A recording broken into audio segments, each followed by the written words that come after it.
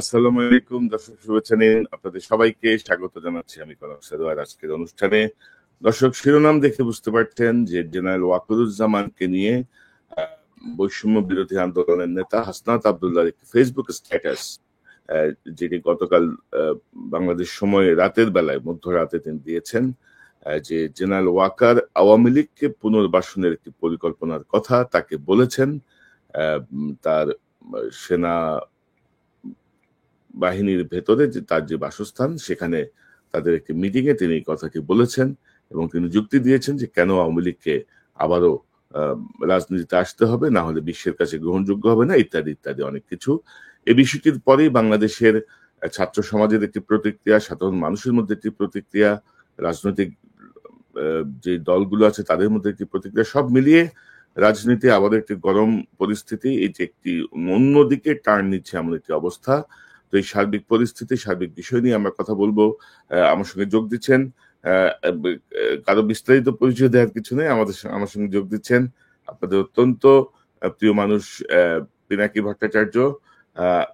কোনো বিশেষণে যাওয়ারই কোনো সুযোগ নাই, পিনাকিদা আপনাকে স্বাগত জানাচ্ছি। ধন্যবাদ। এবং আমার সঙ্গে যোগ দিচ্ছেন আপনার প্রিয় মানুষ ইলিয়াস হোসেন। ইলিয়াস, আপনাকে স্বাগত জানাচ্ছি। আসসালামু আলাইকুম।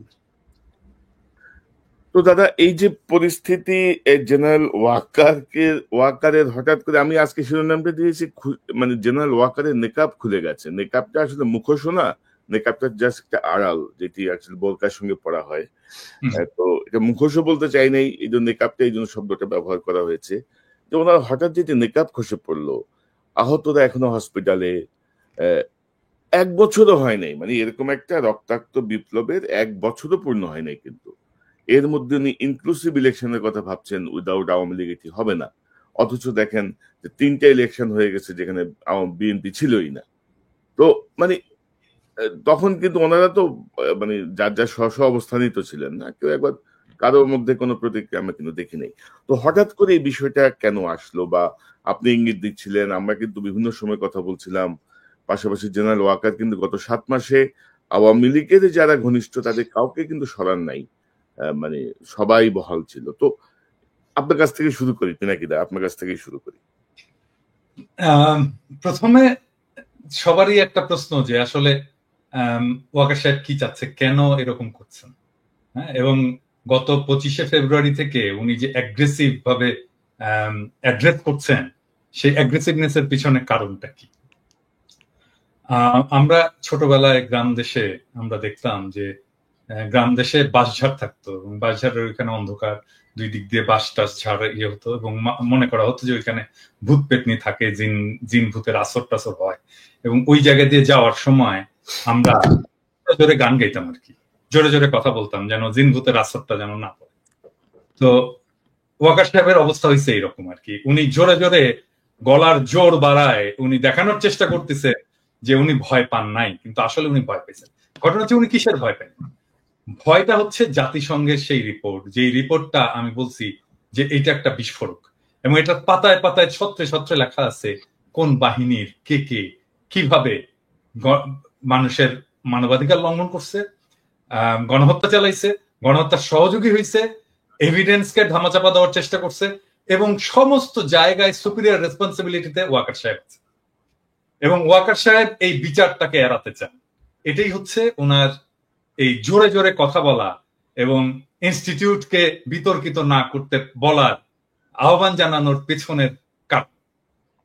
এখন মুশকিলটা হচ্ছে কি, যে এই রিপোর্টটা তো আর প্রফেসর ইউনূসের সরকার তৈরি করেনি, রিপোর্টটা তৈরি করছে জাতিসংঘ। এবং এই রিপোর্টটা যদি কেউ ডিটেইল পড়ে দেখে তাহলে দেখবে যে মানে প্রমাণ হিসাবে তুলে ধরার ক্ষেত্রে জাতিসংঘ যে মেটিকুলাসলি প্রত্যেকটা তথ্য, প্রত্যেকটা এভিডেন্সকে কতবার ভেরিফাই করছে, হ্যাঁ, তার কোনো ইহত্যা নাই। মানে ধরেন আমি একটা এক্সাম্পল দিই, ধরেন একটা ছবি ব্যবহার করছে, হ্যাঁ, এই ছবিটা কিভাবে কোথায় কোন সোর্স থেকে পাইছে, কিভাবে সেটা ভেরিফাই করছে, কিভাবে ফটো ইমেজটাকে এনহ্যান্স করছে, কে করছে, হ্যাঁ, কোন ফরেন্সিক ল্যাবরেটরিতে এটা এনহ্যান্স করা হয়েছে, কোন ফরেন্সিক সায়েন্টিস্ট এটা এনহ্যান্স করছে, এভরিথিং ডিটেইল। মানে এর এইখানে যে এভিডেন্স গুলো দেওয়া আছে সেটা কোনোটাকে অস্বীকার করার কোনো ক্ষমতা নাই। এখন এই যে আমি একটা এপিসোড করছিলাম, আমি আর পরে আর করিনি, কারণ আমি ওই যে সমস্ত হেলিকপ্টার গুলো আকাশে উঠছিল, এই হেলিকপ্টার গুলোতে ক্রু কারা ছিল, এটার একটা তালিকা আমি পাইছি। এবং আমি একটা সম্ভবত আমি প্রথম যে হেলিকপ্টারটা উঠছিল এবং যেখান থেকে প্রথম গুলি করা হয়েছিল সেই ক্রু এর তালিকা দিয়েছিলাম আমি, যে কে কে ছিল, অ্যামিনিশন কি কি উঠছিল, অ্যামিনিশন কতটা খরচ হয়েছে, সেইটার হিসাব সহ আমি দিছিলাম। সো ডিটেলটা আছে। তো এখন দেখা যাচ্ছে কি যে এই হেলিকপ্টার গুলোতে প্রত্যেকটা কমান্ডিং পজিশনে আর্মি, তো ওয়াকার সাহেব এখন ওয়াকার সাহেবের চারপাশে তারা এখন সার্ভিং, ওয়াকার সাহেব সবাইকে বাঁচাইতে চাচ্ছে, এটাই হয়ে গেছে ওয়াকার সাহেবের মিশন। এখন ওয়াকার সাহেব বাঁচাইতে চাইলো, এর সাথে আর কে কে কারা কারা বাঁচাইতে চায়, ধরেন হাসিনার নামে তো একটা মামলা হবে, হাসিনার নামে শুধু না, হাসিনা, তার স্বরাষ্ট্রমন্ত্রী, তার যারা যারা সাথে সাথে ছিল, তার রাজনৈতিক নেতা টেতা সবগুলোর নামে মামলা। আচ্ছা, এরপরে মামলাটা যখন হবে তখন মোদির নাম আসবে না? মোদির নাম তো আসবে, মোদির নাম আসবে, কারণ সালাউদ্দিন সাহেবকে কিভাবে নিয়ে গেল, কিভাবে সে যে ইন্ডিয়ার একটা শহরে যে এসে আবিষ্কৃত হলো, তাই না? মৌলানা সাইদির যে সাক্ষী সুখরঞ্জন বালিকে তাহলে ঢাকা শহরের সুপ্রিম কোর্টের সামনে থেকে হাইজ্যাক করে নিয়ে যে কিভাবে সে ভারতের আদালত, ভারতের জেলে এসে ল্যান্ড করলো, এই বিষয়গুলো তো আসবে।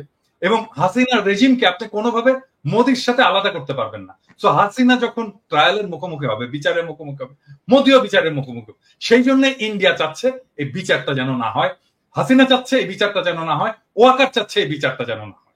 এবং সে কারণেই ওয়াকার আয়নাঘর ভিজিট করতে দেয়নি, এবং সে কারণে ওয়াকার আয়নাঘরের এভিডেন্স গুলোকে সিস্টেমেটিক্যালি ডিস্ট্রয় করছে। এবং এই জন্যই ওয়াকার সবাই যত 662 জন পারপিট্রেটর, বিচারক, পুলিশ অফিসার ইত্যাদি ইত্যাদি ইত্যাদি, আওয়ামী লীগ নেতা ইত্যাদি থেকে রক্ষা করছে এবং তাদেরকে বাইরে পাঠিয়ে দিচ্ছে। এটাই হচ্ছে ওয়াকারের প্ল্যান, ডিটেইল প্ল্যান, যেটা আসলে ইনফ্যাক্ট ইন্ডিয়ার প্ল্যান। সে সেটাকে এক্সিকিউট করতে চায়। এখন এটাকে কিভাবে এক্সিকিউট করবে? এক্সিকিউট করার জন্য প্রথম হচ্ছে যে এখন এমন একটা আওয়ামী লীগ লাগবে যে আওয়ামী লীগটা শুদ্ধ, পিওর, ভালো আওয়ামী লীগ আর কি। এবং আমি খুবই হতাশ হয়েছি যে আমাদের অত্যন্ত শ্রদ্ধাভাজন কেউ কেউ বলছেন যে আওয়ামী লীগের শেখ পরিবারের বাইরের কেউ যদি এসে রাজনীতি করে, আওয়ামী লীগের রাজনীতি, সেটা আমরা গ্রহণ করবো। No way, no way. Awami লীগের রাজনীতি কি আসলে? আওয়ামী লীগ কি রাজনীতি করছে? আওয়ামী লীগের রাজনীতিটা কি? আওয়ামী লীগের রাজনীতি হচ্ছে ধর্মনিরপেক্ষতা, বাঙালি জাতীয়তাবাদ, ফ্যাসিস্ট বাঙালি জাতীয়তাবাদ, সকল গণতন্ত্র, এবং এইটার নামে বাংলাদেশে একটা ফ্যাসিবাদ কায়েম করা, এটাই তো তার রাজনীতি।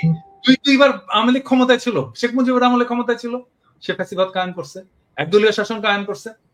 শেখ হাসিনার আমলে 15 বছরের শাসনে একই জিনিস সে ফ্যাসিবাদ কায়েম করছে। আওয়ামী লীগের রাজনীতি ফ্যাসিবাদ, ফ্যাসিস্ট রাজনীতি। তাহলে আওয়ামী লীগের কি রাজনীতি? ভালো ফ্যাসিবাদ হয় নাকি? ফ্যাসিবাদের তো কোনো ভালো মন্দ নাই, মানে গুয়ের তো কোনো ভালো গু মন্দ গু নাই, গু অলওয়েজ গু, গুয়ের কোনো ভালো গন্ধ তো হয়।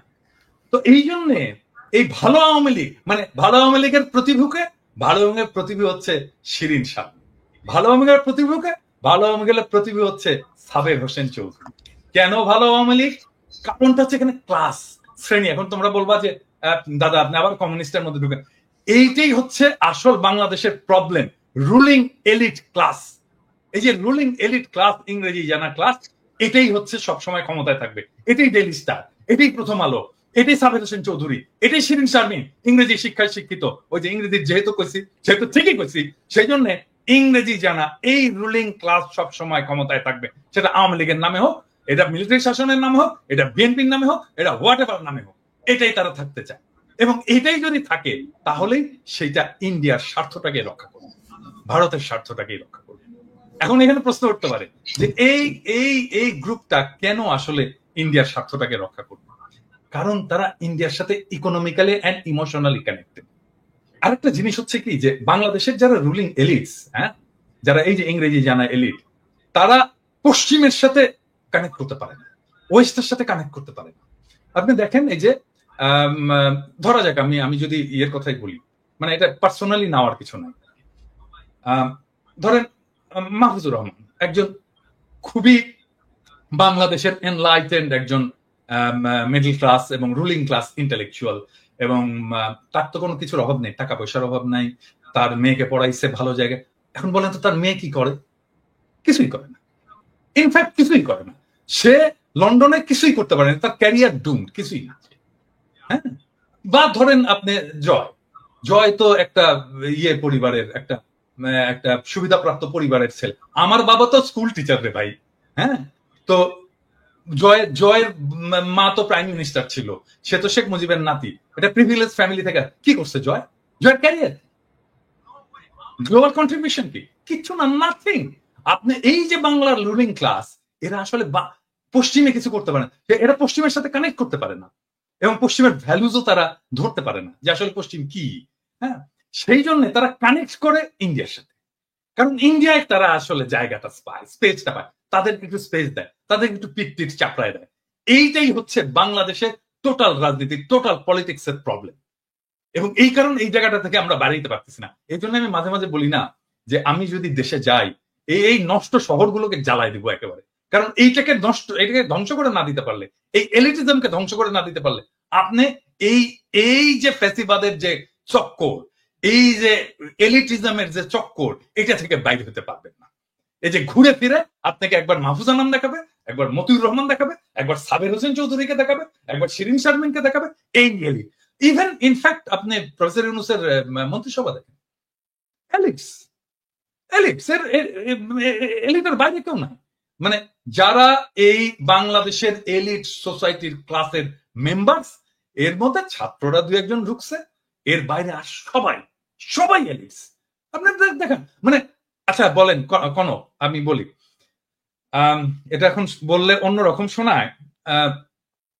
প্রফেসর ইউনূসের একজন মিডিয়ার দরকার, একজন মিডিয়াতে কাজ করে, বিদেশে থাকে, এরকম একজন এক্সপার্ট আমার বিশেষ সহকারী দরকার।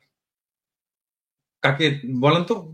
আমি আপনাদেরকে বলতেছি না, আমি দর্শকদেরকে বলতেছি। আচ্ছা আপনারা বলেন তো, আপনাদের কার নামটা মনে আসে? বলেন তো কার নামটা মনে আসে? আমাকে যদি বলতো যে প্রফেসর ইউনূস যে আচ্ছা পিনাকি আমাকে একটু খুঁজে দেন তো, আমার একজন বিশেষ সহকারী দরকার, একজন ভালো করতে পারবে, বিদেশে থাকে, লেখাপড়া করছে, আমার মাথায় প্রথম কনক সরোয়ারের নাম আসতো।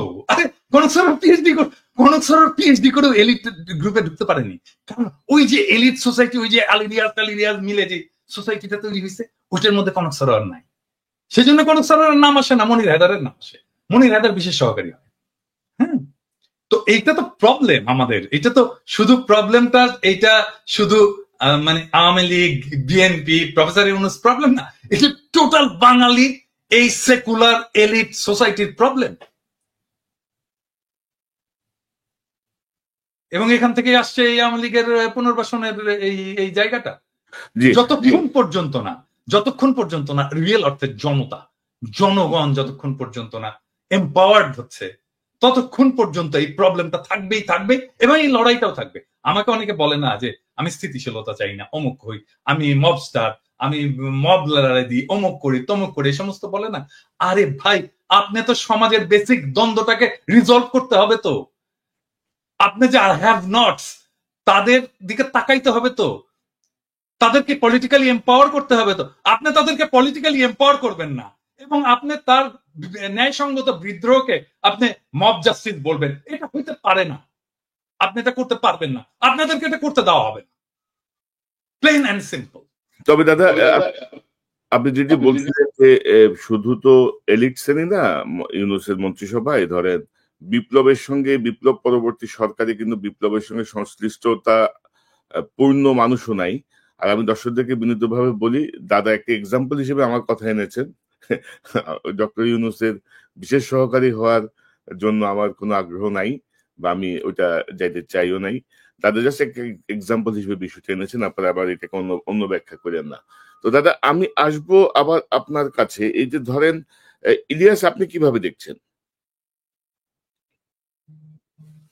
আপনার কাছ থেকে একটু শুনি। ধরেন দাদা যা বললো মোটামুটি সবকিছু কাভার আপ হয়ে গিয়েছে। আমি শুধু যেই সিচুয়েশনটার কারণে আমাদের আজকে লাইভ, যেটাকে উদ্দেশ্য করে আমি সেই জায়গায় কিছু কথা বলতে চাই। হাসনাতের ফেসবুক পোস্ট, তিনি তার পোস্টে বলেছেন 11 তারিখে তাকে ক্যান্টনমেন্টে নিয়ে যাওয়া হয়েছিল, রাইট? আজকে কত তারিখ? 21 তারিখ আজকে আমাদের। বাংলাদেশে এই 22। 10 দিন হাসনাত বলেন নাই কেন? হুম।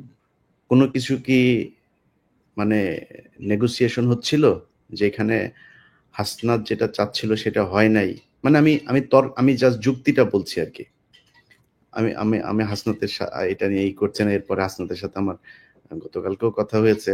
আমি হাসনাতকে মানে দোষ দিচ্ছি না, বুঝছি মানে বলা হয় নাই কেন, এই কথাটা কেন বললাম জানেন?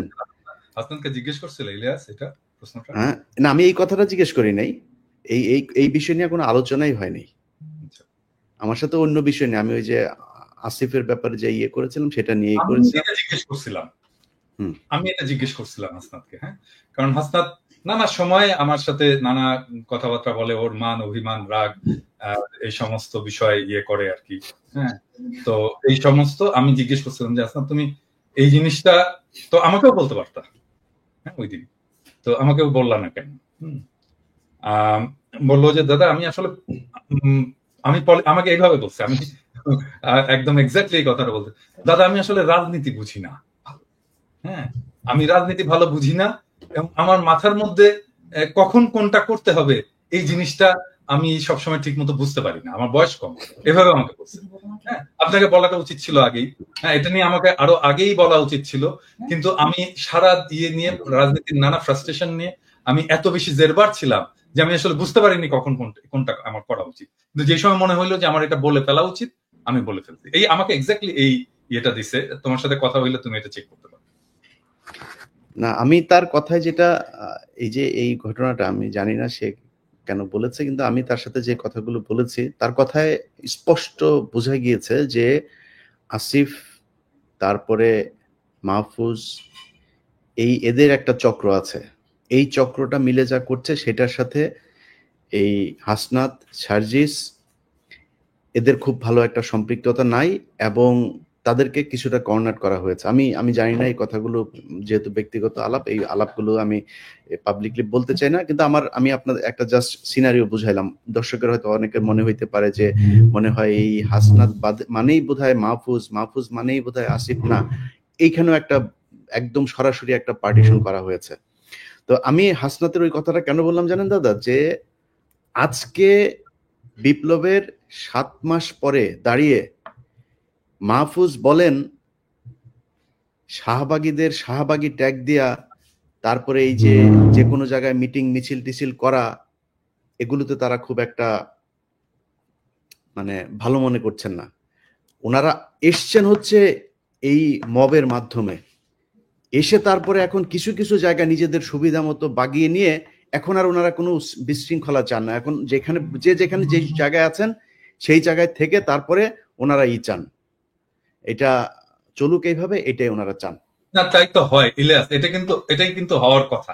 কারণটা হচ্ছে কি যে মানে যারা স্টেবল হয়ে গেছে, পার্ট অফ পাওয়ার, ক্ষমতার যারা অংশ, তারা তো চাইবেই যে সবকিছু যেন শান্ত থাকে, আমার ক্ষমতাটা যেন নিরুপদ্রব থাকে, এটা তো তারা চাইবেই। কিন্তু এই শান্তটা থাকবে কয়দিন?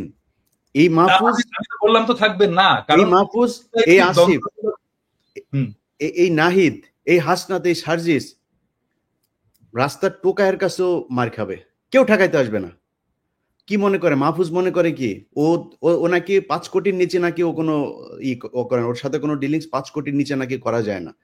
এটা অভিযোগ, আমার কাছে কোনো প্রমাণ নেই, অভিযোগ বলে রাখলাম। এই অভিযোগগুলো আমরা এখন না বলি, কারণ এখন কথা হচ্ছে না, কিন্তু এই যে মানুষগুলি তারা যে এখন মনে করেন যে মবতন্ত্রের এই মব মানে শাহবাগীদের বিরুদ্ধে কথা বললে তার গায়ে লাগে, তিনি এখন এটা চান না। মাহফুজকে 1000 কোটি টাকার মালিক বানাই দেবো আমি, $1 বিলিয়ন মালিক বানাই দেবো। $1 বিলিয়ন মালিক হওয়ার পরে মাহফুজ মনে করে কি মেম্বার নির্বাচন করে পাশ করে আসতে পারবে? মাহফুজ যাক তো, ওরা স্থানীয় নির্বাচন করতে চাইছে কেন? ওরা আগে ওই করতে চায়, ওই যে টুর্নামেন্টের আগে, বড় টুর্নামেন্টের আগে কিছু ম্যাচ হয় না, ওইটা খেলে ওরা মনে হয় মেম্বারই নির্বাচন, ধরেন আসিফকে এই হাতিমার্কায় অমুক ইউনিয়ন পরিষদের মেম্বার নির্বাচনে ভোট দিন, এভাবে মনে ওরা মেম্বার হিসাবে আগে দেখে আসতে চাচ্ছিল মাঠটা কি অবস্থা, তারপরে জাতীয় নির্বাচন। জামানত নিয়ে আসতে পারবা না বিএনপি এবং জামাতের কাছ থেকে।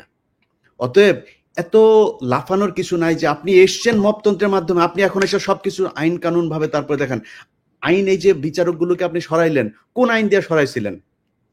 উপদেষ্টা বানাইছিলেন, বাংলাদেশের সংবিধানে ছিল, আপনি বসাইলেন কেন? আপনারা যেভাবে উপদেষ্টা হয়েছেন এটা কোন আইনে ছিল?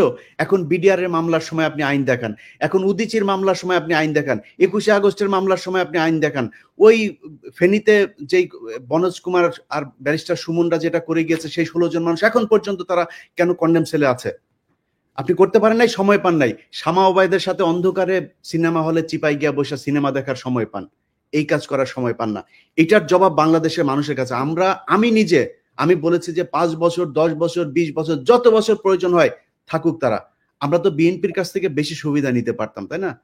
আমরা সেটা করিনি, আমরা বলেছি এরা থাকুক। বরং বিএনপি অনেক ক্ষেত্রে এই বাংলাদেশের সবচেয়ে, এই যে 3 জন লোক এখন বসে কথা বলছে এখানে, এই 2-3টা লোক এখন বিএনপির সবচেয়ে বড় শত্রু। কার জন্য হয়েছে? আমরা বাংলাদেশের মানুষের জন্য, এই ছাত্রদের জন্য। তারা গোনাই ধরে না। মনে হয়েছে যে এইভাবে এসে তারপরে কয়েক বিলিয়ন টাকা কামায় তারপরে মনে হয় তারা বাংলাদেশে আবার ক্ষমতায় আসবে। এত সহজ?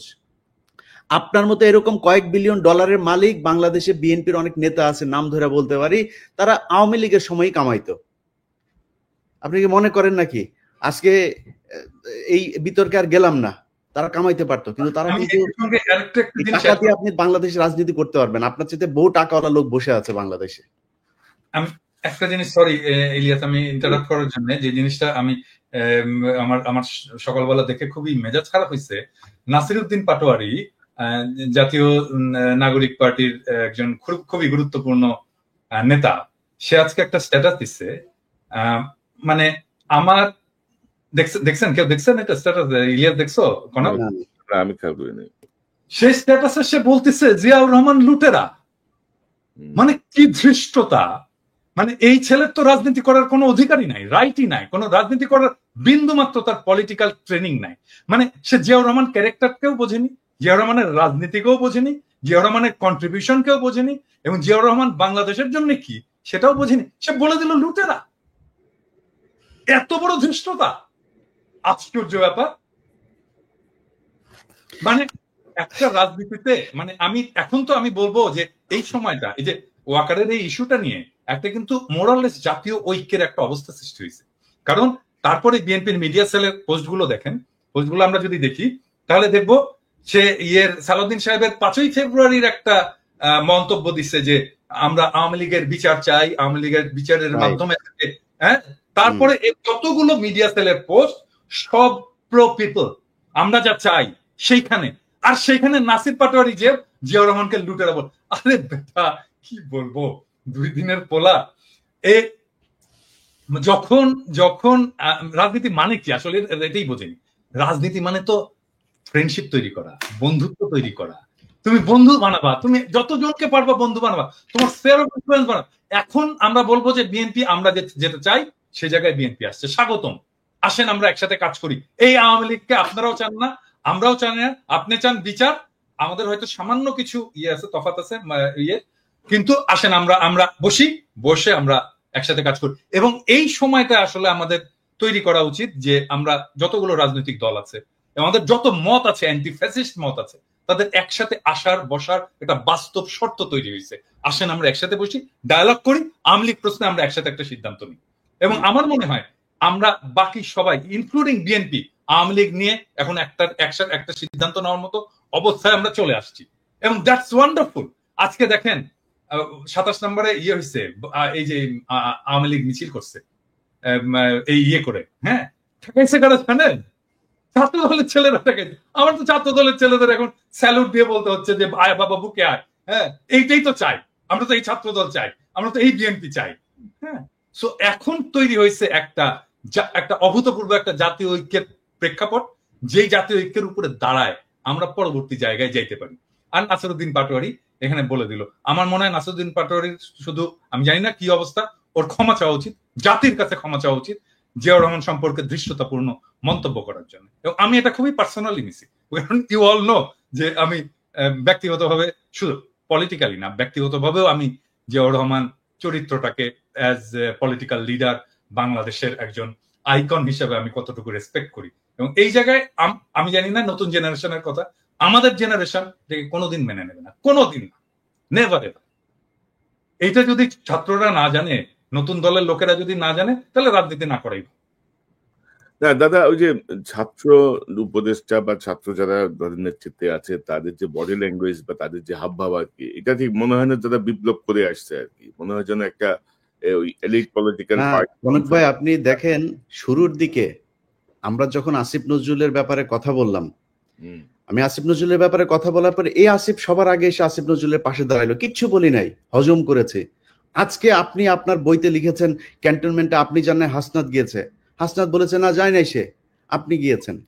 এখন আমরা কোনটা, ক্যান্টনমেন্টে কিছু একটা ঘটেছিল, আমি বলেছিলাম যে ডক্টর ইউনূসকে প্রধান উপদেষ্টা বানাইতে চায়নি, আসিফ নজরুলকে বানাইতে চাইছিল। এখন তো আপনারা স্বীকার করছেন, এতদিন স্বীকার করেন নাই কেন? এতদিন স্বীকার করা উচিত ছিল। তাইলে তো আসিফ নজরুল, আসিফ আজকে যায় মানুষের কাছে যায় বলে যে সে তার আসিফ নজরুলের সাথে তার সম্পর্ক ভালো নাই, ইলিয়াস ভাই কেন আমার পেছনে লাগলো। আরে ভাই, আপনার সাথে ভালো সম্পর্ক না আমি কেমনে বুঝবো? আপনি প্রথম আলোর নিয়ে আমার আমার আমার আমার যে রক্তের ভেতরে এন্টি ইন্ডিয়ান যে সেন্টিমেন্ট আমার ভেতরে কাজ করে, তার সবচাইতে বাংলাদেশের প্রধান দোসর হলো গিয়া প্রথম আলো আর ডেইলি স্টার। আপনি সেই প্রথম আলোর কাছে যায় তারপরে আপনার বই ইয়ে করেন, আপনি আর জায়গা পান নাই কোথাও। আপনার পক্ষে কথা বলবো কেমনে? আমরা তো বলতে চাই একটা দল দরকার ছিল যারা কিনা রাজনৈতিক শক্তির বাইরে গিয়া বাংলাদেশটাকে একটা সুন্দর জায়গায় নিয়ে যাবে। এই জন্য মানুষ জীবন দিয়েছিল, মানুষ আপনাদেরকে ব্ল্যাঙ্ক সাপোর্ট দিয়ে দিয়েছিল যে যা মনে চায় করেন, যত বছর প্রয়োজন হয় করেন। আপনার তো এই ডক্টর মোহাম্মদ ইউনূসকেই রাখতে চান নাই, তার মানে আসিফ নজরুলকে রাখতে চেয়েছিলেন। কে চেয়েছিল, কেন চেয়েছিল? তারা কি এখনো আছে আসিফ নজরুলের সাথে? তাহলে থাকলে তারা কারা? ক্যান্টনমেন্টের সেই অংশটাকে আমাদের সামনে তুলে ধরতে হবে। ক্যান্টনমেন্টের সেদিন কি হয়েছিল সেটা খুঁজে বার করা খুব জরুরি। বা পরিস্থিতি যা দেখছি ওয়াকার সাহেবকে হয়তো সরে যেতে হবে এমন একটা পরিস্থিতি। কিন্তু তো পিনাকিদা, আপনি কি মনে করতেছেন? না আমি সব একসাথে আসতেছে কিন্তু।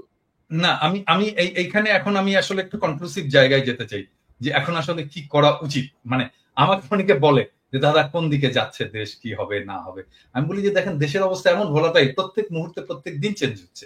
বলবো এখানে কিছু প্রেডিক্ট করা যায় না, এখানে আপনাকে নেভিগেট করতে হবে। এখানে প্রেডিক্ট করতে পারবেন না, নেভিগেট করতে হবে। সো নেভিগেট কে করবে? নেভিগেট করার যারা অ্যাক্টর আছে তারাই নেভিগেট করবে, রাজনৈতিক দলগুলো করবে, সোশ্যাল ইনফ্লুয়েন্সাররা করবে, রাজনীতির অ্যাক্টিভিস্টরা করবে, সরকার করবে, এই ব্যুরোক্রেসি করবে, এরা মিলে সবাই নেভিগেট করবে। সো এই নেভিগেশনে আসলে কে জিতবে এই এই ইয়েতে? এই প্রশ্নটা চলে আসে যে এইটাতে কি আর্মি জিতবে, এটাতে কি ব্যুরোক্রেসি জিতবে, এটা থেকে ইন্ডিয়া জিতবে? এখানে উত্তর ভেরি সিম্পল, এখানে জনতা যার পক্ষে থাকবে, যাদের পক্ষে থাকবে তারাই জিতবে। হ্যাঁ, আর জনতা তাদেরই পক্ষে থাকবে যারা ন্যায় এবং ইনসাফের পক্ষে থাকবে। তাহলে এখানে প্রশ্নটা হচ্ছে যে ন্যায় এবং ইনসাফের পক্ষে কারা আছে। আমি এইখানে বিনয়ের সাথে প্রফেসর ইউনূসের এই ম্যানেজমেন্ট স্টাইলটার একটু সমালোচনা করতে চাই। যেমন ধরেন প্রফেসর ইউনূসের তো আর্মি চিফকে ডেকে জিজ্ঞেস করা উচিত ছিল যে আচ্ছা আপনি যে বিক্রম মিশ্রের সাথে দেখা করলেন, আপনি কার পারমিশনে দেখা করলেন ভাই? হ্যাঁ, আপনি আমার পারমিশন নিছিলেন? আমি তো defence minister, de facto defence minister, আপনি তো ডিফেন্স মিনিস্ট্রির পারমিশন নেবেন বিক্রম মিশ্রের সাথে দেখা করার জন্য। আমি জানি না এটা প্রফেসর ইউনূস করছেন কিনা, আমার বিশ্বাস এটা উনি করেননি। হ্যাঁ, তারপরে দেখেন ওয়াকার সবার সাথে কথা বলতেছে, বিভিন্ন জনের সাথে কথা বলতেছে, এই সোসাইটির বিভিন্ন লোকের সাথে কথা বলতেছে, অমুক অমুক অমুক অমুক তার সাথে কথা বলতেছে, ইভেন ধরেন হাসনাতের সাথেই বা কথা বলতেছে। কোন ক্যাপাসিটিতে কথা বলতেছে? হাসনাত একজন পলিটিক্যাল লিডার, তাই না? মানে আর্মি চিফের বাসায় যে হাসনাত এরকম পলিটিক্যাল লিডাররা কথা বলবে? এটা বলতে দেবো আমরা? মানে এইটা প্রফেসর ইউনূসের পারমিশন নিছে তো প্রফেসর ইউনূস কিভাবে ম্যানেজ করছেন? আমার ইয়ে হচ্ছে যে প্রফেসর ইউনূসকে ওনাকে ডাকতে হবে, ডেকে বলতে হবে যে আপনি যে এগুলো করছেন আপনি তো পারমিশন নেবেন না। এখন হইতে পারে প্রফেসর ইউনূস আর্মির সাথে সরাসরি ডিল করতে চান না, তো ফাইন, ওনার একজন বিশেষ সহকারী আছেন, একজন জেনারেল আছেন, উনি করুক, এটা ওনাকে দায়িত্ব দিয়ে দিক। কিন্তু আমরা তো এইভাবে ছেড়ে দিতে পারি না, আর্মিকে তো ফ্রি হ্যান্ড দিতে পারি না যে পলিটিক্সে সে একটা রোল রাখবে। নো ওয়ে, এটা আর্মির কাজ না।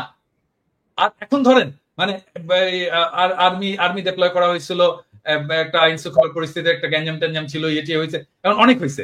এখন আর্মির ফিরে যাওয়া উচিত, ব্যারাকে ফিরে যাওয়া উচিত, আর্মির ইয়াং অফিসারদের ফিরে যাওয়া উচিত, সৈনিকদেরকে ফিরে যাওয়া উচিত।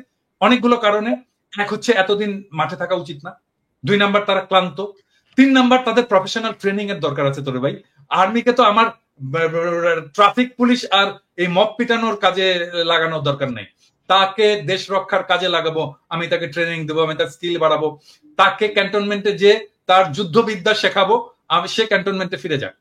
আর্মিকে দ্রুত ক্যান্টনমেন্টে ফিরিয়ে নিয়ে যাওয়া হোক, এবং ফিরিয়ে নিয়ে যেতে তাদেরকে বিশ্রাম এবং তার পরবর্তী কাজের মধ্যে লিপ্ত করা হোক। এবং সেটার জন্য সিভিল প্রশাসনটা ফাংশনিং হতে পারতেছে না আর্মি, কারণ মনে করতেছে ও আচ্ছা আর্মি এসে তো এটা ট্যাকেল করবি, আমার তো এটা যাওয়ার দরকার নেই। এই জায়গাটাকে একটা খুবই স্ট্রিক্ট প্রফেসর ইউনূসকে একটা রোল নিতে হবে, যেন আর্মি কোনোভাবেই পলিটিক্স নিয়ে কোনো ধরনের চিন্তা ভাবনাই না করে। এটা তো আর্মির কাজ না রে ভাই, এটা তো ওয়াকারের কাজ না। আপনি এটা কেন যাচ্ছেন? মানে কোন নির্বাচন ইনক্লুসিভ হবে কোনটা হবে না, এটা তো সেনাবাহিনীর প্রধানের চিন্তা করার বিষয় না, এটা রাজনৈতিক সরকার বা সরকারে যারা আছে তারা দেখবে। আর আপনি যেটি বলছেন দাদা, ম্যাজিস্ট্রেসি পাওয়া নিয়ে মাঠে থেকেও তো খুব বেশি আমরা সুফল কিন্তু পাইনি, মানে কোনো বিষয় নিয়ে আমরা খুব বেশি যে সুফল পেয়েছি তা কিন্তু না। এবং জেনারেল ওয়াকারের এই বক্তব্যটা বা আমি একটু রেসপেক্টফুলি কনক তোমার কথার সাথে একটু ডিসএগ্রি করতে চাই, কারণটা হচ্ছে কি আমার কাছে তো ডেটা আছে, মানে একদম ভেরি সলিড ওই ক্রাইমের ডেটা আছে, এবং ক্রাইম আসলেই কমেছে। আমি যদি জানুয়ারি 2024 থেকে আমি যদি এই বিপ্লব পূর্ব ডেটাগুলো দেখি, তার সাথে যদি বিপ্লব পরবর্তী ডেটাগুলো দেখি, সিগনিফিকেন্টলি ক্রাইম কমেছে, অপরাধ কমেছে। না দাদা, আমি যেটা বলতে চাচ্ছি, বোঝাতে চাচ্ছি, সেটি হচ্ছে যে মানে আমাদের যে প্রত্যাশা, মানে আমাদের কাছে আমরা যখন আর্মি নিয়ে কথা বলি, আর্মির কাছে কিন্তু আমাদের প্রত্যাশা অনেক বেশি। এবং আপনি যদি দেখেন যে ফুল ম্যাজিস্ট্রেসি পাওয়ার নিয়ে আর্মি থাকার পরে পুলিশ নাই, ভরসার জায়গা ছিল একটাই যে আর্মি কন্ট্রোল করবে, কিন্তু সেই জায়গাটায় এটা নিয়ে আপনি কথা বলেছেন বা আমরাও কথা বলেছি, বিভিন্ন জায়গায় যে আওয়ামী লীগের যেসব অফিসার গুলো বসানো কমান্ডে, তারা বলছে সব চুপচাপ বসে থাকো, মানে এরকম মতো এসছে, তো যেটা আমাদের আর্মিকে ক্ষতিগ্রস্ত করছে। ওইটাই আমি বলতে চাচ্ছি আর কি, যে ফুল ফ্লেজেড কাজ হয় নাই। আপনি বারবার বলেছেন জেনারেল ওয়াকারকে কাকে কাকে সরাতে হবে, কি কি করতে হবে, আমরা বলেছি, মানে কেউ কিন্তু কোনো রেদওয়ান যে ওই যে গুলি করলো, যে বিজিবিতে পোস্টেড ছিল, গুলি করলো সরাসরি সাবমেশিন গান দিয়ে, তাকে আর্মি ধরিয়ে দিছে। এটাই মানে দাদা, কোথাও কিন্তু কোনো শুনতেছে না, যেমন ওয়াকার সাহেব শুনতেছে না, ধরেন ইউনূস স্যার ওনার মন্ত্রিসভা নিয়ে আমরা এত কথা বলতেছি, সেই ঘুরে ফিরে কিন্তু সেই ট্র্যাশ গুলাই বসে আছে, কিন্তু চেঞ্জ হচ্ছে না কিন্তু। তো এগুলো আলটিমেটলি ডক্টর ইউনূসকে একটা পর্যায়ে যে মেলাইন করবে, একটা পর্যায়ে ক্ষতিগ্রস্ত করবে। এখনো হয়তো উনি বুঝতে পারছেন না, বাট অলরেডি তার প্রসঙ্গে অনেক কথা আসছে যে উনি কেন এদেরকে নিয়ে রাখছেন, বসায় রাখছেন এই লাইবিলিটিস গুলো। তো কথা কিন্তু কেউ শুনতেছে না, আর্মিও শুনতেছে না, সরকারও শুনতেছে না, এই হচ্ছে গিয়ে আমাদের অবস্থা। তো এখন আপনার কি মনে হচ্ছে, এই যে ধরেন হাসনাতের বক্তব্য বা আসিফের এই বক্তব্য, সবকিছু মিলিয়ে কোনো পরিকল্পিত কোনো কিছু কি আপনার কাছে মনে হয় দাদা? মানে কেউ পরিকল্পনা করে এই ঘটনাগুলো ঘটাচ্ছে কিনা, মানে পরিকল্পনা করে একটার পর একটা ঘটনা এসে ধরেন জিনিসটাকে অন্য কোনো শেপে যাবে কিনা?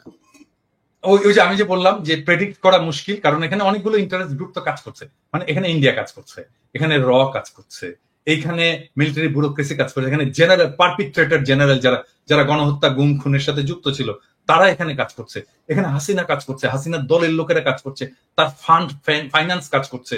হ্যাঁ, তো এই যে একটা কমপ্লেক্স এর মধ্যে আমরাও কাজ করছি। ডেফিনেটলি আমরা জনগণকে জানাচ্ছি, আমরা জনগণকে উদ্বুদ্ধ করছি, জনগণ আমাদের কথা শুনছে, এখানে আমাদেরও রোল আছে। সো এই যে মাল্টিপল ফ্যাক্টর যে কাজ করছে বিভিন্ন দিক থেকে, তো এটা ট্রাজেক্টরি কোন দিকে যাবে, মানে এটা কোন দিকে নিয়ে যাবে দেশটাকে, সেটা প্রেডিক্ট করা মুশকিল।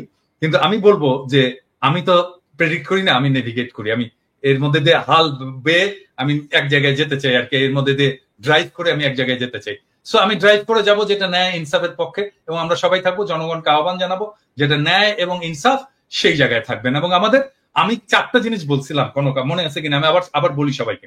আমি 4টা জিনিস নিয়ে আমি কাজ করি এবং আমি চাই এটা আমাদের জাতীয় ঐক্যের ভিত্তি হওয়া উচিত। নাম্বার 1, বাংলাদেশে আওয়ামী ফ্যাসিবাদ জীবনে ফিরবে না, আমরা ফিরতে দেব না। নাম্বার 2, বাংলাদেশে ভারতীয় আধিপত্যবাদ ফিরবে না, আমরা তাকে ফিরতে দেব না। নাম্বার 3, আমরা বাংলাদেশে একটা সাম্যের সমাজ চাই।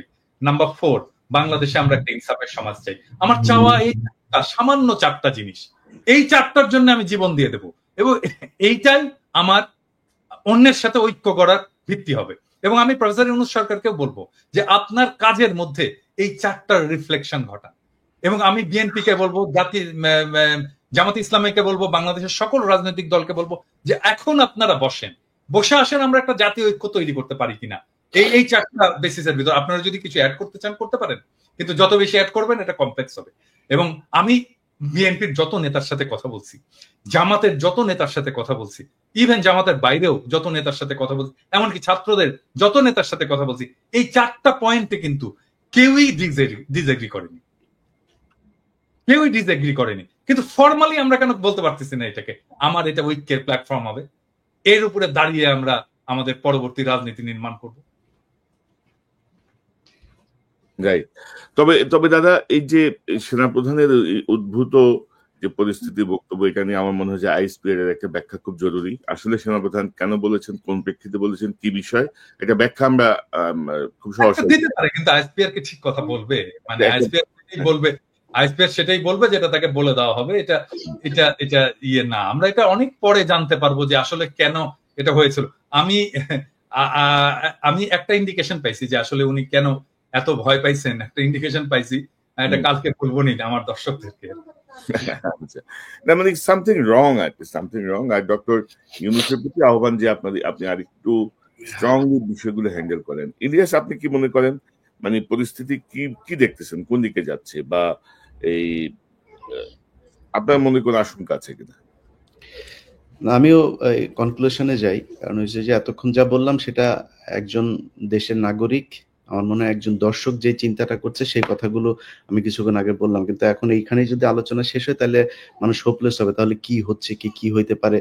কারণ আমাদের দেরি হয়ে গেছে, এটা সত্য কথা। যদি আপনি চিন্তা করেন, এখন আমরা বলছি সবাই আওয়ামী লীগকে নিষিদ্ধ করতে হবে, মানে আমার এই কথাটা মানে দুইভাবে করার সুযোগ নাই। আওয়ামী লীগ নিষিদ্ধের ক্ষেত্রে পৃথিবীর ভিতরে যদি একটা প্রাণী জীবিত থাকে সেটা আমি সবার আগে, বাট তারপরও যুক্তির খাতিরে বলি। কারণ বাংলাদেশে মুসলিম লীগ আছে না এখনো, বাংলাদেশে এখনো জাসদ বাসদ টাসদ বহুত দল আছে না, নিষিদ্ধ করা লাগে নাই তো, নিষিদ্ধ করতে হয়েছে না। নিজামী ইসলামী পার্টি টার্টি অনেক পার্টি ছিল, বড় বড় পার্টি ছিল, ইভেন মাওলানা ভাসানীর দল পর্যন্ত তো এখন খবর নেই। যদি মানুষ না চায়, দল এমনিতেই চলবে না, দল এমনিতে ব্যান্ড হয়ে যায়। মানুষ চায় কিনা, মানুষ তো চায় না। আমরা আলোচনা করেই বোধহয় আওয়ামী লীগকে আরো বেশি মানে চাই কি না চাই, কিন্তু আমরা তাদেরকে চাই না চাই তার চাইতে সবার আগে আমাদের চোখের সামনে যে আওয়ামী লীগ গুলো আছে তাদেরকে আমরা সরিয়েছি এখন পর্যন্ত। যদি আমি ক্যান্টনমেন্ট বাদও দেই, ক্যান্টনমেন্ট তো সুপার ক্লাস, এরা তো আবার সুপিরিয়র, এদেরকে নিয়ে তো কিছু বলা যাবে না। এরা তনুকে ধরে ধর্ষণ করে মারা ফেলছে, তনুরে মারার পরও ক্যান্টনমেন্টে সেই ব্রিগেডিয়ারের বিরুদ্ধে এখন পর্যন্ত কোনো বিচার, নামও বলে নাই কেউ। আমি অনেক চেষ্টা করেছি তনুর পরিবারকে, তার পরিবারকে নানান ভাবে এই গোয়েন্দা সংস্থার লোকজন করেছে। এই দেশে যদি সেনাবাহিনীর নিয়ে বলতে চাই, 5 তারিখের পর থেকে যত সমস্যার কারণ, সব সমস্যার মূল কারণ হচ্ছে সেনাবাহিনীর কতিপয় এই দুষ্কৃতিকারী। এরা 32 নম্বরে ভাঙতে যাওয়ার সময় বাধা দিয়েছে, এরা প্রথম আলো সামনে নিয়ে তারপরে সেনাবাহিনী দাঁড় করিয়ে রেখেছে। এরা গিয়ে এই পর্যন্ত যত আলেমরা বের হয়েছে সে আলেমদেরকে, আপনি জানেন কনক ভাই, আমি সেনাবাহিনীর প্রতিনিধিকে আমি একদম সরাসরি বলেছে যে আপনাদের এই অফিসার করছে। বললো হ্যাঁ আমরা দেখছি, আমি এখনই দেখছি। আমাদের সামনে বসে ফোন দিল ঢাকাতে। কি হয়েছে? এখনো পর্যন্ত আলেমদেরকে জামিন দেয় না। জজ সাহেব জামিন দেয়, সেনাবাহিনীর এই ডিজিএফআই ফোন করে তারে থ্রেট করে। এই জন্য সেনাবাহিনী, এই জন্য আমাদের দেশে সেনাবাহিনী নাকি? তো এটা করছে সেনাবাহিনী এখন পর্যন্ত।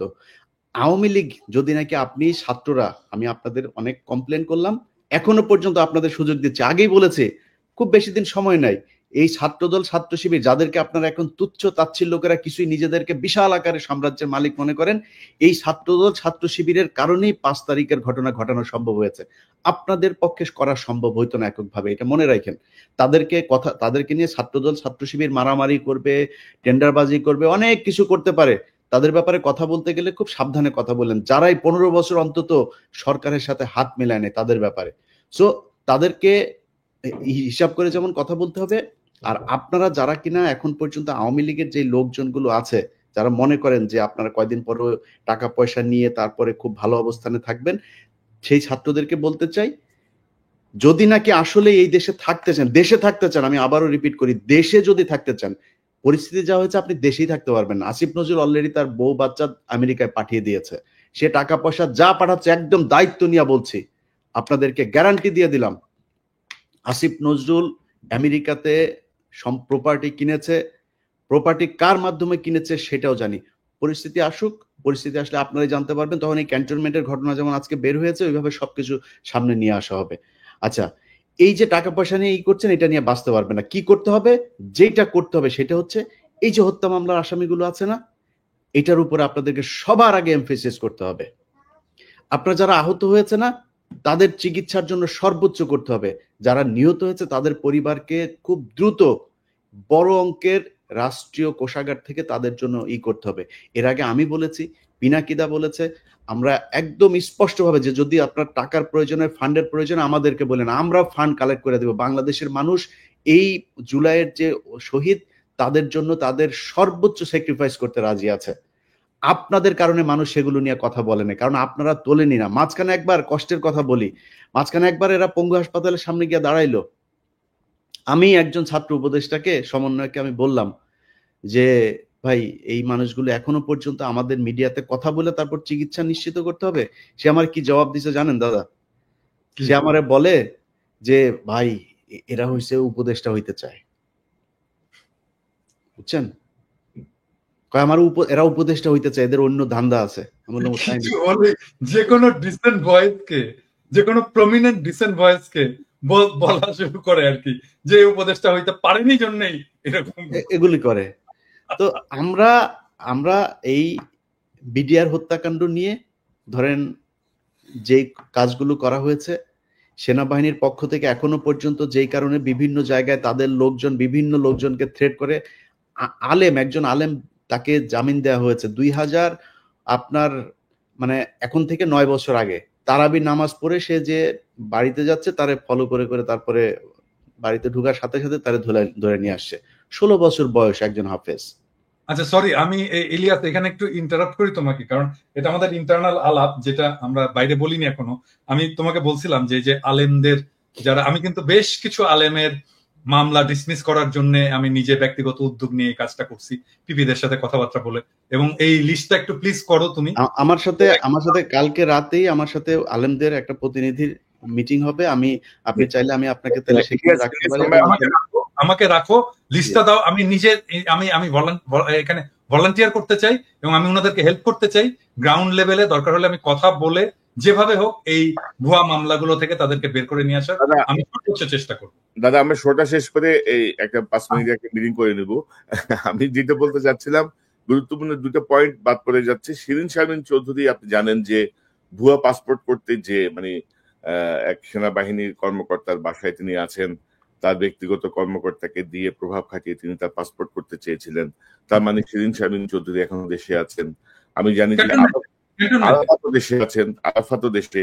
আরো অনেক আওয়ামী লীগকে কিন্তু এই যে জেনারেল ওয়াকারের বিষয়ে গতকাল যে বক্তব্যটি আসলো, তার মাধ্যমে বোঝা যাচ্ছে যে একটা গ্রুপকে এখানে পোষা হচ্ছে, মানে বিকল্প আওয়ামী লীগ বা নতুন আওয়ামী লীগ বা এরকম বিষয়টা নিয়ে। তো সেই জায়গাটায় আসলে কি করণীয়, এই বিষয়টা একটু আমি তো ডাক্তার, হ্যাঁ, মানে এটা ভালো আওয়ামী লীগ যদি তৈরি করা যাইতো, তার চেয়ে ডাক্তাররা অনেক আগে গবেষণা করে বাইর করতে করার চেষ্টা করতো যে কি করলে গুয়ে গন্ধ হবে না। হ্যাঁ, তাহলে এটা যেহেতু পাওয়া যায়নি, এটা যেহেতু পসিবল হয়নি, ভালো আওয়ামী লীগও তৈরি করতে পারবে না কোনোদিনই না। আওয়ামী লীগ সবসময় ফ্যাসিস্ট হবে, কারণ আওয়ামী লীগ আসলেই একটা ফ্যাসিস্ট দল। তার কনস্টিটিউশন থেকে শুরু করে তার পলিটিক্স টোটালি ফ্যাসিস্ট। তো এই যে শিরিন শারমিন বা এই জাতীয় কিছু আওয়ামী লীগ নেতা, গুচ্ছ নেতা বসে বসে আরামাইশ করবে, মানে এর মধ্যে কনক ভাই, ওইটা না। আমি এই জায়গায় যেটা করতে হবে, ওই যেই মব শুরু হয়েছিল ছাত্রদের সামনে, এখন রাস্তা একটা অনেক ছাত্রদেরকে কোণঠাসা করে রাখা হয়েছে। ইভেন হাসনাত সার্জিসও এখন কোণঠাসা এই মাহফুজ আর আসিফদের কাছে। তারা এখন ক্ষমতার ভোগ করার মধ্যে আছে। প্রাইভেট ইউনিভার্সিটি, এই যে north south university, BRAC university, এই ইউনিভার্সিটিগুলোর কত ছেলে পেলে মারা গিয়েছে। একজন প্রতিনিধি আছে সেখানে। মাদ্রাসার স্টুডেন্টরা মারা গিয়েছে, তাদের কোনো প্রতিনিধি আছে? জামাত বিএনপির লোকজন মারা গিয়েছে, তাদের কোনো খবর আছে? মনে হচ্ছে এই আসিফ, নাহিদ আর মাহফুজ তিনজন মিলে বাংলাদেশ স্বাধীন করেছে। মাহফুজ কোন জায়গায় ছিল? মাহফুজ মাঠে কোথায় ছিল? আমরা এটা দেখতে চাই, ভিডিও ফুটেজ দেখতে চাই। মাহফুজ মাঠের কোন জায়গায় ছিল? সামনাসামনি সে ফাইট করেছে? কোথাও ছিল না। আচ্ছা, তিনি এখন মাস্টার মাইন্ড হয়ে গিয়েছেন। এখন এই যে জিনিসগুলো করা হয়েছে, আমি মনে করি আমার সাথে অনেকে যোগাযোগ করে প্রাইভেট ইউনিভার্সিটির, বিশেষ করে একটা বিশাল বড় গ্রুপ আছে। এই গ্রুপগুলো চায় তারা এদের ব্যাপারে আমি বলি যে দেখেন ভাই ওরা যেভাবে চালাচ্ছে চালাক, যেহেতু তারা 5 তারিখের একটা পক্ষ, আমি তাদের প্রতি একটা সফট কর্নার ছিল, কিন্তু আজকে বলছে যারা যারা আছেন সবাইকে, ইভেন কি ভিপি নুরুল হক নূরের দল, তার কন্ট্রিবিউশন নাই এখানে আছে নাকি? নূরের কোনো কোনো কিছু আছে নাকি? আমি বলি ভাই, আমি আমার কথা বলি, আপনার কথা বলি, বলেন কষ্টের কথা আজকে বলি। আজকে যেহেতু আলোচনা এসছে নতুন করে, আমার নামে মামলা আছে, এই মামলাগুলো সরানো উচিত না? এমন কোন উপদেষ্টা কেউ ফোন করেছে আমাকে এখন পর্যন্ত যে ভাই কি হয়েছে, কোথায় আছে আপনার মামলা? আসিফ নজরুলের ওই নারী কেলেঙ্কারি করবো, তখন আসিফ নজরুল ফোন করে, ইলিয়াস আপনার কি কি আছে আমার একটু দেন। আরে বেটা তোর কাছে আমার দেওয়া লাগবে কেন? তুই আগে চাইছিস আমার কাছে? আগে চাস নাই কেন? আগে যদি চাইতি তাহলে তোর আমি দিতাম। এরপরে আজ পর্যন্ত কেউই করে নাই, কেউ করে নাই। আমরা এটার কোনো পক্ষ না? আমাদের কাছে জিজ্ঞেস করার প্রয়োজন নেই? আমাদের কোনোদিন একটা ফোন করে তো কোনো মন্ত্রণালয় থেকে ফোন করে বলে নাই যে ভাই আপনারা, আপনাদের প্রতি কৃতজ্ঞতা, বেটা চেয়ারটা তো পাইছিস আর বসে গেছিস, চেয়ার কি এমনি এমনি হয়েছে নাকি? এই বাংলাদেশে আজকে যে মানুষের যে ভারত বিরোধী যে মনোভাব, এটা ইলিয়াস, পিনাকি, কনক স্যার তারা তৈরি করেছে, এই জন্য হয়েছে। এত সহজে আসে নাই। যেই সময় আপনারা কথা বলতে পারেন নাই, যেই সময় কনক স্যারের বোন জেলখানায় ছিল, সেই সময় আপনারা কই ছিলেন? কোথায় ছিলেন? কি ছিল? একটা পোস্ট করতে পেরেছেন ফেসবুকে? এখন মুখ বড় করে অনেক বিএনপির নেতাও বলে ফেলেন যে বাইরে বসে কিছু মানুষ খায়া দেয়া কাম পায় না। এই কথাটা 7 মাস আগে বলতি, তাইলে বুঝাইতাম। 7 মাস আগে বলিস নাই কেন? তো আমি মনে করি বাংলাদেশে সবাইরে তো ঢালাওভাবে বলা সম্ভব না।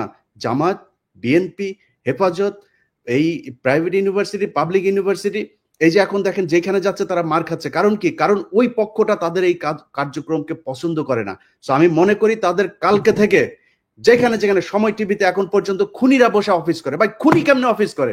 তা বলেন তাহলে যে কেউ মারা যায় নাই, আপনি হত্যা মামলার আসামিরা আপনি অফিস করতে দেন, এটা কোন ধরনের নাটক?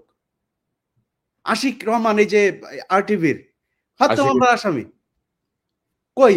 আপনি তারা ধরেন না। সো কালকে থেকে লিস্টিং করতে হবে কোন কোন অফিসে এখন পর্যন্ত হত্যা মামলার আসামিরা আছে, আওয়ামী লীগের দোষর আছে, সেই অফিসে যায় তারপরে বাই ফোর্স তাদেরকে ওইখান থেকে সরাইতে হবে। সাংবাদিক, প্রথম আলোর যেসব সাংবাদিকরা এই বাংলাদেশে ভুয়া জঙ্গি বানায় তারপরে তাদেরকে 12 বছর গুম করে রেখেছে, তাদেরকে কি করতে হবে? সবচাইতে বড় কাজ যেটা, সেটা হচ্ছে যারা এই 12 বছর গুম ছিল, ভাই আপনারা লোক পান না, কারে কোথায় বসাবেন, কে ভালো মানুষ? আরে ভাই ভালো মানুষের দরকার নেই, খারাপ মানুষের নিয়ে বসান। মনে করেন গুম ছিল, এরা খুব খারাপ মানুষ, ওরে নিয়ে বসান, ও যাই করুক অন্তত বিট্রে করবে না। আওয়ামী লীগকে আনার জন্য ওরা কোনো কাজ করবে না, কারণ ওরা 12 বছর গুম ছিল। এই লোকগুলির কোথাও বসানো নেই। গুম ঘরে নিয়ে যায় পরিদর্শনে, সেখানে হাসিনুর রহমানরে নিয়ে যায় না। আপনি কোন দেশে আছেন? আপনার এই ওয়াকারের গায়ে আগুন জ্বলা যায় হাসান নাসের আর আসিনুরের নাম শুনলে। আপনি কে ওয়াকার মিয়া? আপনার জীবনের সবচাইতে বড় পাপ, আপনি যে দোজকে যাবেন, আপনি নাকি মাগরিব থেকে এসা পর্যন্ত আপনি নাকি কোরআন ছাড়া কিছু বুঝেন না। আমাদেরকে বুঝায় গেল ভাই, আজকে বলি নামটাম না বলি, আমার আর কনক ভাইরে আর্মির প্রতিনিধি দল আইসা নিউ ইয়র্কে এসে বুঝায় গেল উনি মাগরিব থেকে এসা পর্যন্ত কারোর সাথে দেখা করেন না, কোরআন শরীফ পড়েন। এইভাবে নাকি কেমনে পরে চশমা চোখে দিয়ে এইভাবেও দেখা গেল না, একদম সামনে বসা। আমরা বিশ্বাস করলাম। আমরা কিন্তু তারপর থেকে পিনাকি দাদার কাছে আমি মাপ চাই আজকে। পিনাকি দাদা আমারে বলছে যে তুমি ইয়ারে কেন করলা, ওয়াকারে কেন ব্ল্যাঙ্ক সাপোর্ট দিলা?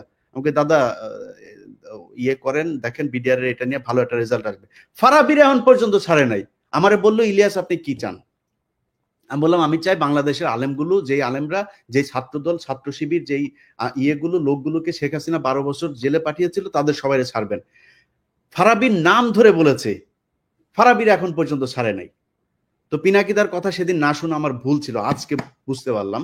এই জন্য পিনাকিদার কাছে সরি বললাম। অতএব এই জায়গাগুলো ঠিক করতে হবে। আমরা কারোর আর বিশ্বাস করি না, আবার ফের সেই জায়গায় আসতে হবে। যারা আছেন কালকে থেকে লিস্টিং করতে হবে, লিস্টিং করে তারপরে ঠিক করতে হবে কোথায় কোথায় কোন কোন অফিসে আওয়ামী লীগের দালাল আছে। দল নিষিদ্ধের আগে এদেরকে আগে এখান থেকে সরাইতে হবে। নাইলে যারা এখন এই যে আওয়ামী লীগের লোকজন দেখেন, বিএনপির ভাই এবং জামাতের ভাইদের বলি, তারা এখন আপনাদের দলে যাওয়ার জন্য পারাপারি করে না, কালকে দেখবেন সবার আগে আপনারা ধরবে। অতএব জামাত, বিএনপি কোনো দলের মধ্যে কোনো ভাগাভাগি নাই। আপনাদের ভেতরে রাজনৈতিক সমস্যা থাকবে, খুনোখুনি হবে, মারামারি হবে, সব হবে, এক জায়গায় এক হইতে হবে। সেটা হচ্ছে আওয়ামী লীগ বাংলাদেশে কোনোভাবে পুনর্বাসিত হইতে পারবে না। ব্যাস, এই জায়গায় আর কোনো কিছু নাই। সবাই প্রস্তুতি নেন, আবার বিপ্লব শুরু হবে ইনশাল্লাহ।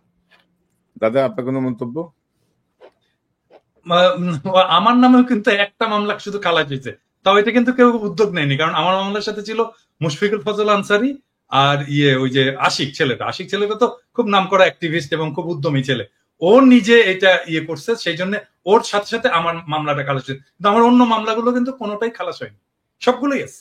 আরে আমারও তো একই অবস্থা, আমার তো বোধহয় মামলা 4টা না 5টা, তার মধ্যে একটা গেছে রাষ্ট্রদ্রোহ, যেটা তারেক রহমান সাহেব 1 নম্বর আসামি। ওইটা তাও গিয়েছে কারণ হচ্ছে 21 টিভির চেয়ারম্যান ওইটার আসামি ছিল, ওনারা যেহেতু কাজ করেছে, নাইলে হয়তো ওইটাও যাইতো না।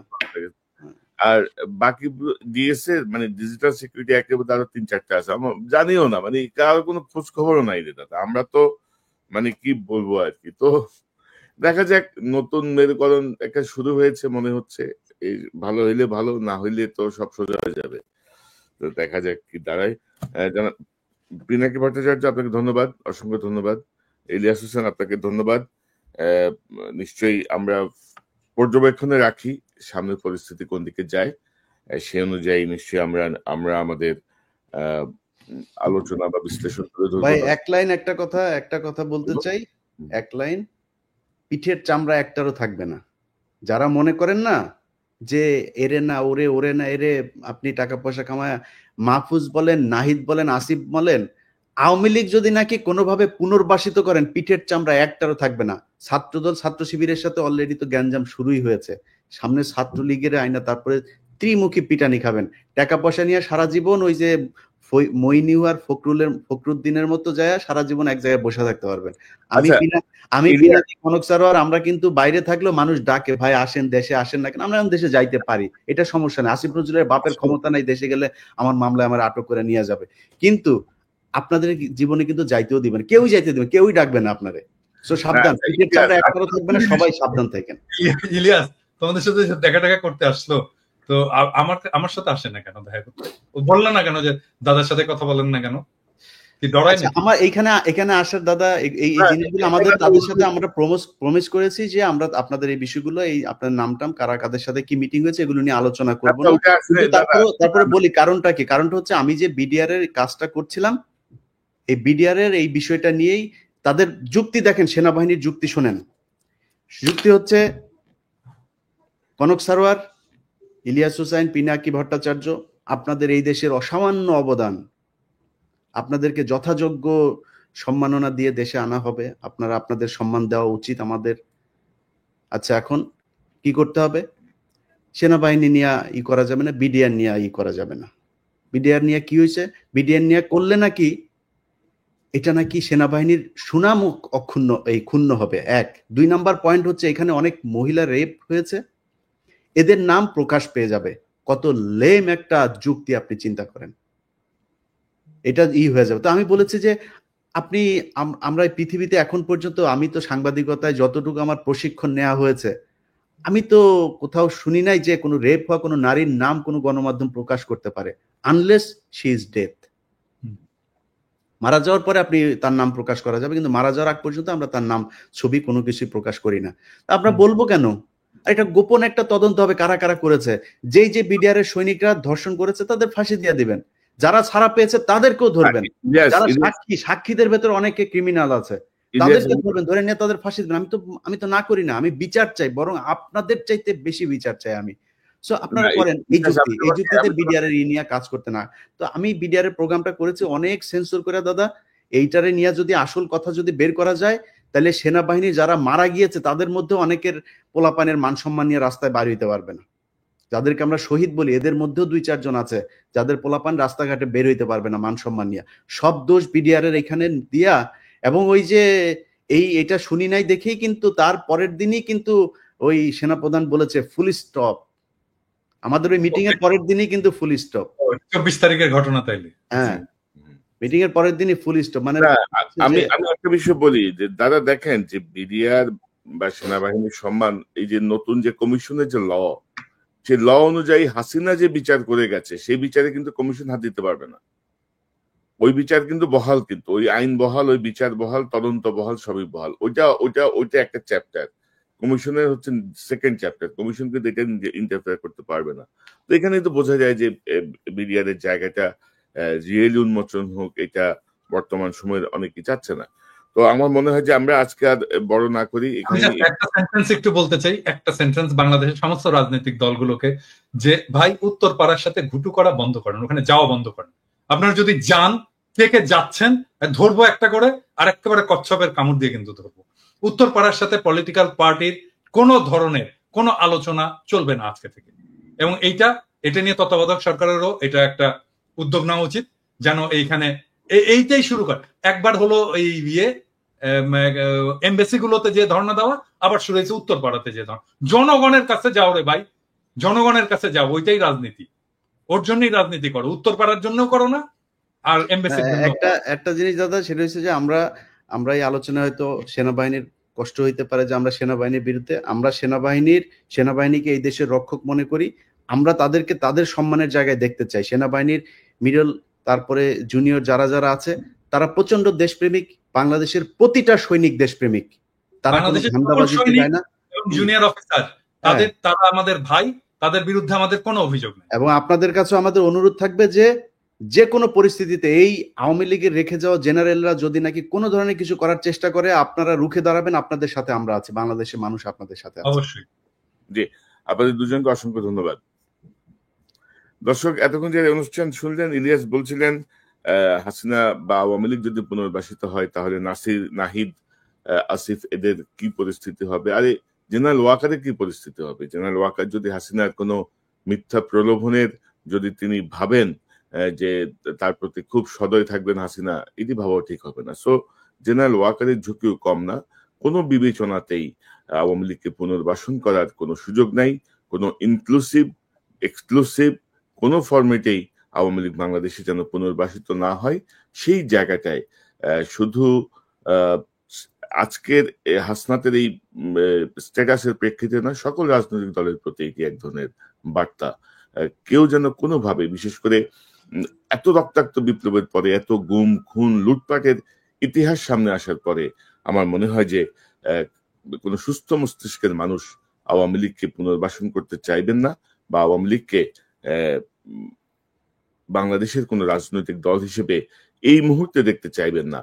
হয়তো সম্পূর্ণ বিচার হয়ে যাওয়ার পরে যদি কিছু অবশিষ্ট থাকে, তখনকার পরিস্থিতি তখন দেখা যাবে। দর্শক, এই চ্যানেলটি সাবস্ক্রাইব করে আমাদের পাশে থাকুন। আবারও দেখা হবে ইনশাআল্লাহ। আসসালামু আলাইকুম।